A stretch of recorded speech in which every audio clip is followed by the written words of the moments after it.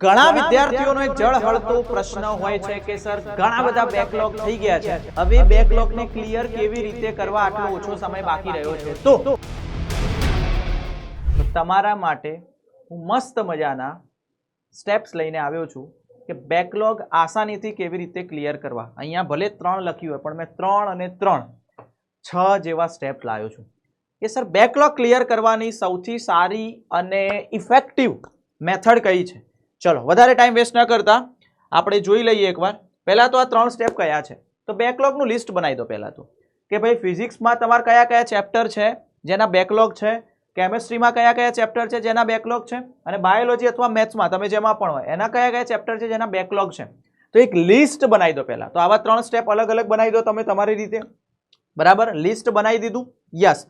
હવે શું કરવાનું છે, આવા અલગ અલગ પેજ લેજો, 3 અલગ અલગ પેજ, 3 સ્ટેપ છે તો અલગ અલગ પેજ પણ હોવા જોઈએ.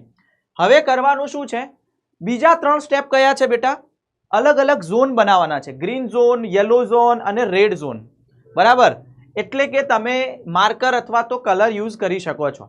હવે કરવાનું શું બેટા, તમે જે ચેપ્ટર લખ્યા છે તો એ ચેપ્ટરમાંથી હાઈ વેઇટેજ ચેપ્ટર જે હોય એનું લિસ્ટ બનાવવાનું. તમે હમણાં આગળના 3 સ્ટેપ કર્યા તો એમાંથી જે હાઈ વેઇટેજ હોય, જેમ કે તમે જેઈ એક્ઝામની પ્રિપેરેશન કરી રહ્યા છો કે નીટ એક્ઝામ કે બોર્ડ એક્ઝામ કે પછી ગુજસેટ એક્ઝામ, તો એમાં સૌથી વધુ પીવાયક્યુ પૂછાઈ ગયેલા હોય એવા ટોપિક જે છે, એવા ચેપ્ટર જે છે એને તમે ગ્રીન ઝોનમાં રાખો. એટલે અહીંયા ગ્રીન ઝોનમાં તમે એ ચેપ્ટરનું લિસ્ટ બનાવી દો.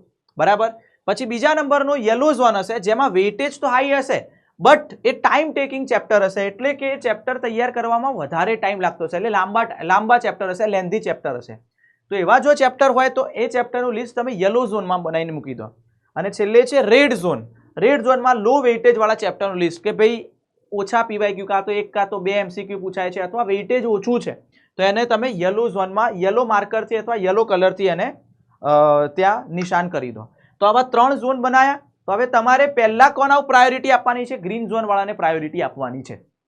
બરાબર, તો જો મેં તમને આખું બાયફર્કેશન કરીને આપ્યું, બાયફર્કેટ કરી નાખ્યા. પહેલા તો કયા સબ્જેક્ટમાં કેટલા બેકલોગ છે, બીજું પછી શું કર્યું, એ બેકલોગ ચેપ્ટરમાં કયા હાઈ વેઇટેજ વાળા છે, કયા high weightage but time taking વાળા છે અને કયા લો વેઇટેજ વાળા છે એ અલગ કર્યું.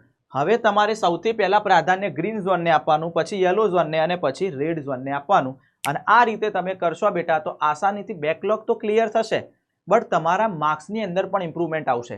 તો કમેન્ટ કરીને જણાવજો કે કેટલા લોકો બેકલોગ ક્લિયર કરવા માટે તૈયાર છે. તો કમેન્ટમાં કરજો તૈયાર છીએ સર. તો કેવું લાગ્યું આજનો આ આખો સ્ટ્રેટેજી પ્લાન એ પણ જરૂરથી જણાવજો.